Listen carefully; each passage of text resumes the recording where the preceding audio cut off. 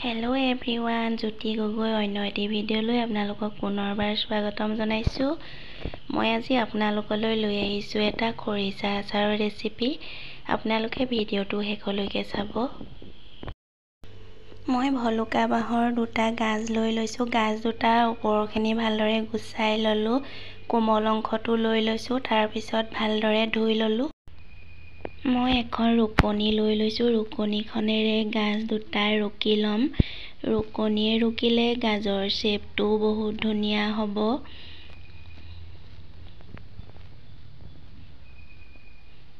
এয়া চাওকচোন। এইদৰে মই দুইটা গাজ ৰুকি ল'লোঁ।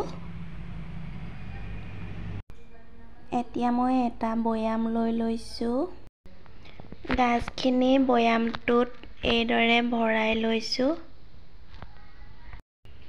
গাজখিনি এইদৰে মই ভৰাই ল'লোঁ আৰু মই এতিয়া পানী দি ল'ম। পানীত ৰাখিলে গাজখিনি বহুত ধুনীয়া গোন্ধ এটাও আহে আৰু টেঙা টেঙাও হয় অলপ। এতিয়া সাঁফৰখন মাৰি মই এসপ্তাহৰ কাৰণে এইদৰে ৰাখি দিম।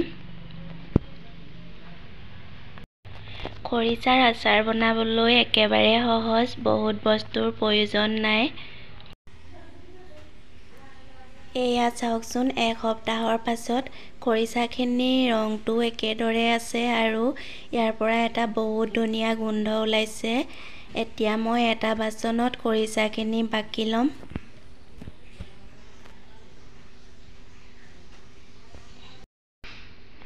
খৰিচাখিনি যিহেতু মই পানী দি ৰাখিছিলোঁ, এতিয়া মই এইখিনি ভালদৰে চেপি ল'ম।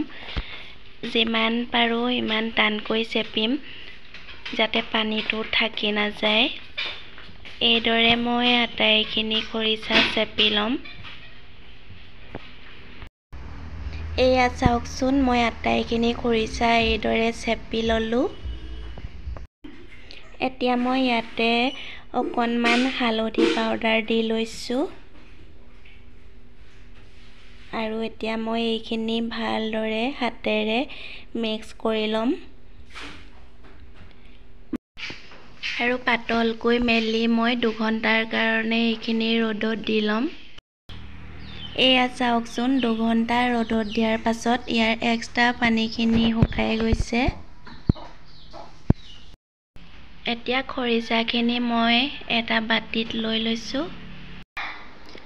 মই ইয়াতে দিম এতিয়া এচামুচ নিমখ আৰু কালাৰটোৰ কাৰণে কাশ্মীৰী লাল মিৰ্চ পাউডাৰ দিছোঁ আধা চামুচ।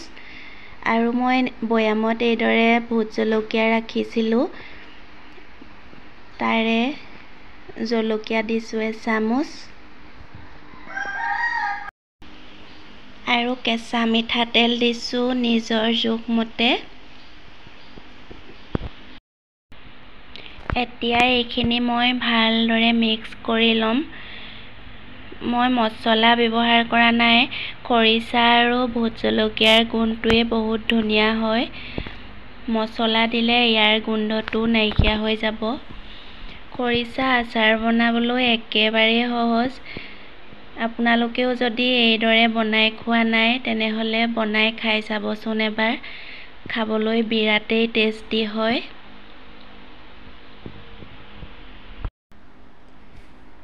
মই এটা চিচাৰ বৈয়াম লৈ লৈছোঁ। বৈয়ামটো ভালদৰে ধুই শুকুৱাই লৈছোঁ।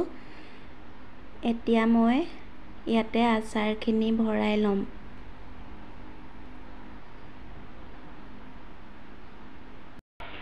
এয়া চাওকচোন, মই গোটেইখিনি আচাৰ এইদৰে ভৰাই ল'লোঁ। আৰু এইখিনি মই মাজে মাজে ৰ'দত দি থাকিম। ৰ'দত দি থাকিলে আচাৰখিনি বহুত দিনলৈ ভালে থাকিব। আজিলৈ ভিডিঅ'টো ইমানেই আছিল।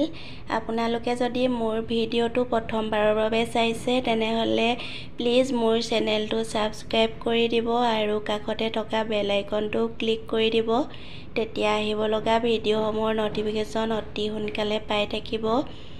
ভিডিঅ'টো শেষলৈকে চোৱাৰ বাবে বহুত বহুত ধন্যবাদ।